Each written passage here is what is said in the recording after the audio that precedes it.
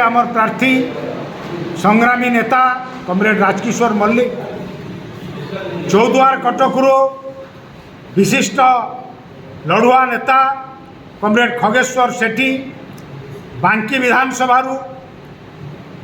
मोर भौणी नारी नेत्री कमरेड मालविका सामल, कटक चौद्वार कटक बारवाटी कटकरू कमरेड अक्षय राउल एवं कटक सदर कमरेड परमानंद सेठी। धन्यवाद। एमाने आमर आगामी निर्वाचन में प्रार्थी। आम दलर एकमात्र निर्वाचन इस्ताहार होउची लोकंकर पेट पाटणार समस्या नहीं आमे जो दीर्घ बहु दशंधि धरी आम दल नेतृत्व एवं परिचालन जो आंदोलन चली से आंदोलन गण आंदोलन अंश विशेष भाव में आमे आगामी निर्वाचन रे प्रतिद्वंदिता करने को जाऊँ एवं आम प्रार्थी माने निर्वाचित हेले ए गण आंदोलन स्वर को विधानसभा एवं संसद भितर प्रतिध्वनित करेंगे। यही हूँ आम एकमात्र निर्वाचन प्रतिश्रुति।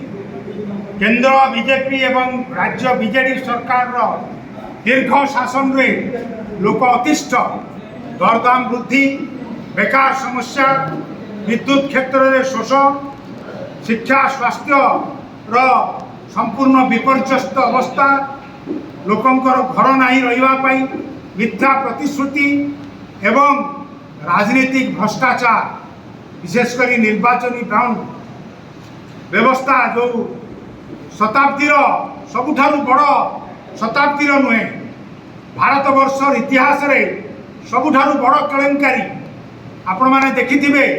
केंद्र अर्थमंत्री स्वामी परला प्रभाकर से कहते एटा हूँ पृथ्वीर सबुठारु बड़ केलेंकारी दुर्नीति एवं ता विरुद्ध आमर आंदोलन एवं आमे एকক भाव ये आंदोलन करि आसुचु एवं आगामी दिन में करूँ।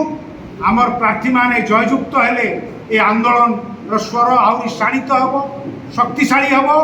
आमे सारा भारत में 19टी राज्य एवं 3टी केंद्र शासित अंचल रे आमे 151टी लोकसभा प्रार्थी देइचु।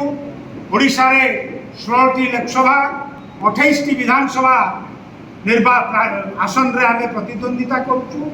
कटक लोकसभा एवं 4टी विधानसभा रे आमे प्रतिद्वंदिता करूचु। आमर गण आंदोलन लड़ई ऐतिह्य रही, इतिहास रही।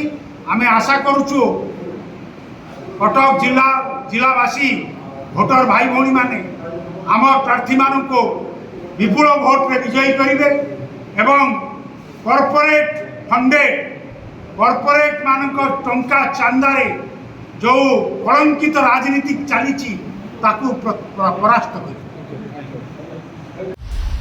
दिनलिपि लाइव को एबे ही लाइक शेयर सब्सक्राइब करंतु।